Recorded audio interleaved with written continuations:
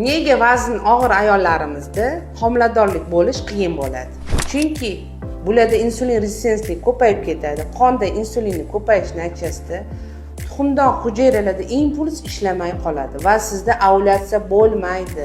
Ba'zi hollarda semizlikning asorati hayzning to'xtab qolishi. Hayz kelmaydi, 2 oy, 3 oylab kelmagan sari siz tana vaznini yig'averasiz. Kelishadi-da, Sevara bo'lmayman, ovqat yemayapman, diyeta qilyapman, lekin besim tushmayapti, battar semirib ketyapman. So'rab surishtirganda hayzi bu vaqtida kelmayapti deydi. Hayz kelmaganlik sababi yana siz tana vazningiz ortadi. Va buning asoratida siz homilador bo'la olmaysiz. Semizlik oqibatida sizda bepushtlik kuzatilsa, buning asorati hisoblanadi.